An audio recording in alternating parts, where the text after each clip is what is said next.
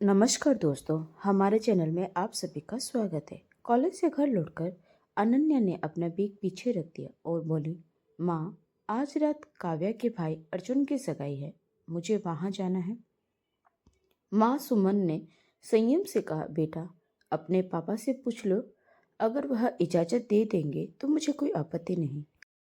इस पर अनन्या झुंझलाकर बोली, मैं आपसे पूछ तो रही हूँ ना, मेरे लिए आप पापा से कम नहीं हैं, लेकिन आज मैं किसी की नहीं सुनूंगी। मुझे जाना है तो बस जाना है, बहुत हो गई आपकी पाबंदियाँ।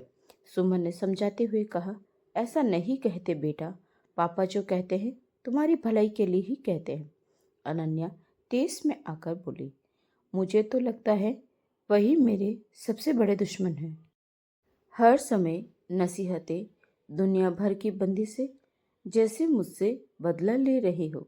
इतना कहकर वह गुस्से में अपने कमरे में चली गई और दरवाजा बंद कर लिया। यह सब महेश चुपचाप सुन रहे थे और समझ नहीं पा रहे थे कि अनन्या को कैसे समझाए। दिन ब दिन उसका स्वभाव बगावती होता जा रहा था और अब उसे अपने पिता की हर बात नागवार लगने लगी थी। कुछ देर बाद सुमन ने महेश से कहा कि बाहर का माहौल देखकर भी अनन्या कुछ नहीं समझती, उसे बस दोस्त दिखाई देते हैं। माँ की चिंता से उसे कोई मतलब नहीं, लेकिन साथ ही उसने यह भी कहा कि लड़की जवान हो गई है, हर बात पर रोक लगाना भी ठीक नहीं है।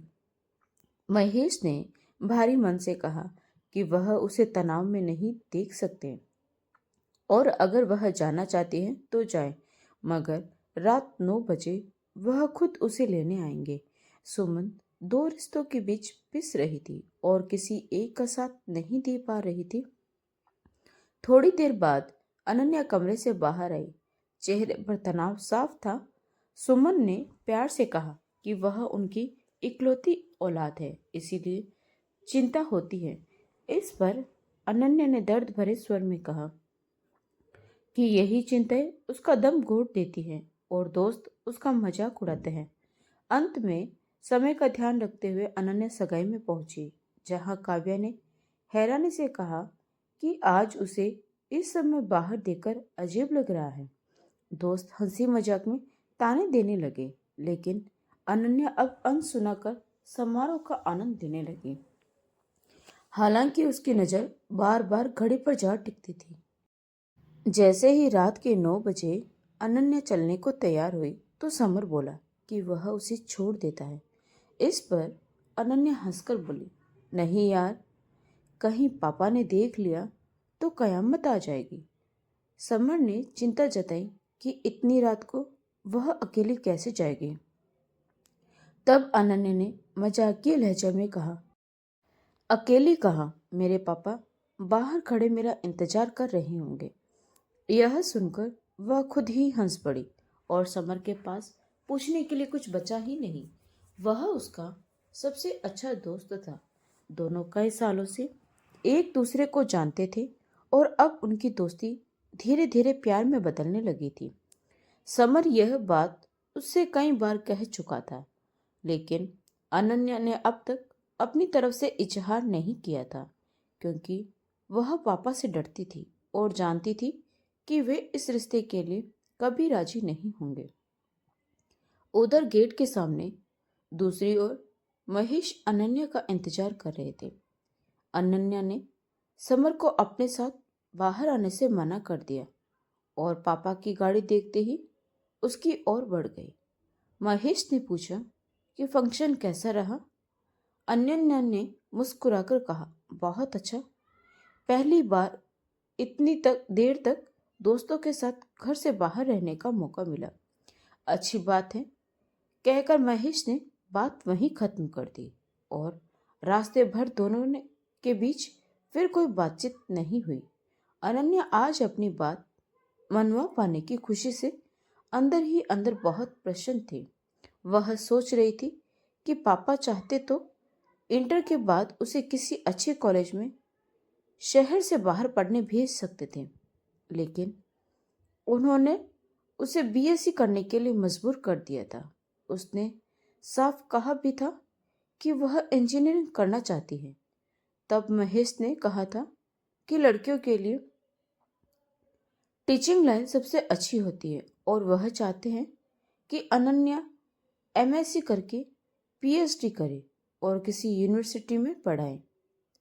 अनन्या ने तुरंत विरोध किया कि उसे लेक्चरर नहीं बनना, लेकिन महेश अपनी बात पर अड़िग रहे और साफ कह दिया कि वह उसे किसी भी हालत में दूसरे शहर पढ़ने नहीं भेजेंगे। कुछ दिन अनन्या पापा से नाराज रही। मजबूरी में यहीं बीएससी करनी पड़ी और अब वह फाइनल ईयर में थी और कई बार उनका मन करता कि पढ़ाई लिखाई सब छोड़कर किसी के साथ यहाँ से भाग जाए और पापा के चुंगल से हमेशा के लिए मुक्त हो जाए। लेकिन इतनी हिम्मत वह कभी नहीं जुटा पाई और आज उसने छोटे स्तर पर ही सही लेकिन बगावत की शुरुआत कर दी थी और उसने लगने लगा था कि उसकी इच्छाओं के आगे एक दिन मम्मी पापा को झुकना ही पड़ेगा। घर पहुंचते ही सुमन ने पूछा कि फंक्शन कैसा रहा। अनन्या ने उत्साह से बताया कि बहुत मजा आया और पहली बार उसे भी दोस्तों की तरह पार्टी एंजॉय करने का मौका मिला। सुमन ने प्यार से कहा कि बस उसके लिए यही बहुत है और अब देर हो गई है, सो जाओ। रात में महेश को नींद नहीं आई तो सुमन ने पूछा क्या बात है। महेश ने चिंता जताई कि अनन्या की मनमानी बढ़ती जा रही है। इस पर सुमन ने कहा कि वह अब छोटी बच्ची नहीं रही, उसकी अपनी समझ है और उस पर ज्यादा बंदिशें लगाना ठीक नहीं। कुछ महीनों बाद अनन्या के एग्जाम शुरू हुए और उसने एक बार फिर कॉलेज में टॉप किया।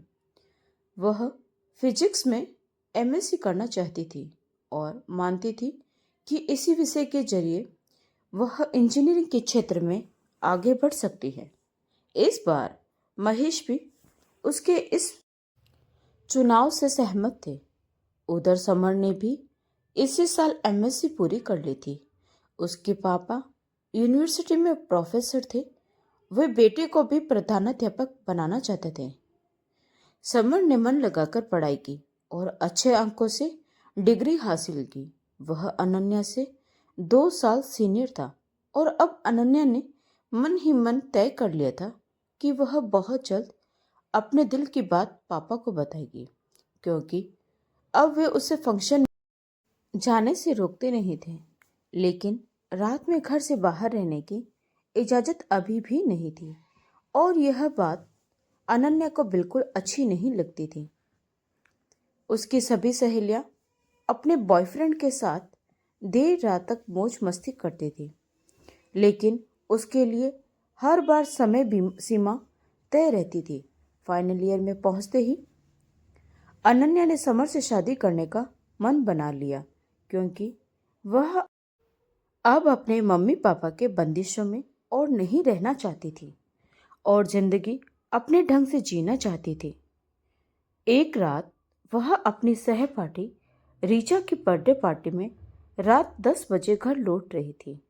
समर उसे बाहर तक छोड़ने आया और इस बार जानबूझकर अनन्या ने उसे साथ आने से नहीं रोका, क्योंकि वह आज अपने पापा को अपनी मनसा जताना चाहती थी। गाड़ी में बैठते ही महेश ने पूछा कि वह लड़का कौन है जो उसे छोड़ने आया था। अनन्या ने साफ कहा कि वह उसका दोस्त समर है और बहुत अच्छा लड़का है। महेश ने शांति से कहा कि दोस्ती करना कोई बुरी बात नहीं है। नए जमाने के लड़के लड़कियां विचार मिलने पर दोस्त बन जाते हैं, लेकिन आगे क्या सोचा है यह सुनकर अनन्या घबरा गई, क्योंकि उसे लगा पापा आग बबूला हो जाएंगे और उसका बाहर बिल्कुल भी निकलना बंद कर देंगे। फिर भी हिम्मत जुटाकर उसने कहा कि पढ़ाई पूरी करते ही वे शादी कर लेंगे। इस पर महेश ने सहजता से कहा कि अगर चाहो तो उससे अभी शादी कर सकती हो। यह सुनकर अनन्या का मुंह खुला का खुला रह गया, क्योंकि अपने सपने में भी पापा से ऐसी प्रतिक्रिया की उम्मीद नहीं की थी। उन्होंने इस बारे में न तो कुछ कहा और न ही सुमन से कोई चर्चा की। अनन्या उलझन में पड़ गई क्योंकि उसने तो अभी तक समर से शादी की बात भी नहीं कही थी। अगले दिन उसने समर को बता दिया और पूछा कि वह क्या चाहता है। समर ने कहा कि वह उससे शादी करना चाहता है और फिर शुभ काम में देरी क्यों? परीक्षा का इंतजार करने की भी जरूरत नहीं। अगर पापा मान गए हैं तो शादी जल्दी हो सकती है। अनन्या ने उसे भरोसा दिलाया और कहा कि वह अपने मम्मी पापा से बात कर ले। समर के पापा चाहते थे कि बेटा पहले पीएचडी पूरी करके लेक्चरर बने, लेकिन उसकी जिद के आगे उन्हें झुकना पड़ा।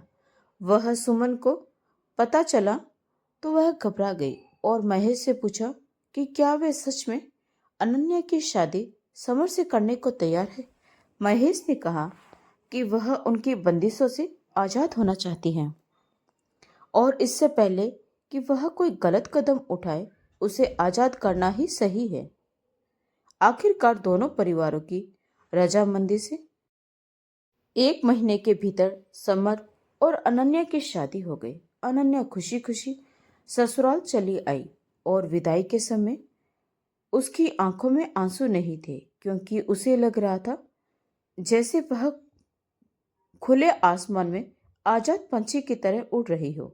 उसे विश्वास नहीं हो रहा था कि पापा ने उसकी पसंद के लड़के से इतनी जल्दी उसकी शादी करा दी। ससुराल में उसे कोई परेशानी नहीं थी। सास ससुर बहुत प्यार करने वाले थे और अपने पापा की बंदिशों से छुटकर वह खुद को बहुत हल्का महसूस कर रही थी। एक दिन वह अपने ससुर जी के लिए चाय लेकर गई तो उन्होंने कहा कि उसके मम्मी पापा ने उसे बहुत अच्छे संस्कार दिए और उनकी किस्मत अच्छी है जो उन्हें इतनी अच्छी बहू मिली। यह सुनकर अनन्या को अच्छा लगा। बाद में उसने समर से कहा कि यहाँ आकर उसे बहुत सुकून मिल रहा है और पापा जी बहुत अच्छे हैं। इस पर समर ने उसे टोका और कहा कि उसके अपने पापा भी बहुत अच्छे हैं और उसे उनके बारे में बुरा नहीं सोचना चाहिए। उसने बताया कि महेश को पहले से पता था कि वे दोनों एक दूसरे को पसंद करते हैं। उन्होंने पूरी जांच पड़ताल की, यहाँ तक कि एडमिशन के बहाने उसके पापा से कॉलेज में भी मिले और संतुष्ट होने के बाद ही शादी के लिए तैयार हुए। फिर समर ने कहा कि कई साल पहले महेश के सीनियर राघव जी की बहन के साथ हुए एक भयानक हादसे के कारण वे बहुत सजग हो गए थे और तभी से अनन्या को लेकर बेहद सतर्क रहने लगे। यह सुनकर अनन्या को अपने पापा के लिए कही गई सारी कड़वी बातें याद आ गई और उसे गहरा पछतावा हुआ। उसका मन तुरंत पापा से मिलने का हुआ, लेकिन झिझक के कारण वह चुप रही। तब समर ने कहा कि अच्छी शुरुआत में डेट नहीं करनी चाहिए और उसे फोन करने को कहा। अनन्या ने सुमन को फोन किया, फिर महेश से बात हुई और जैसे ही पापा ने प्यार से बेटी कहा, अनन्या फूट फूट कर रो पड़ी और माफी मांगने लगी। उधर से भी पापा की रूंधी हुई आवाज आई कि वह हमेशा खुश रहे।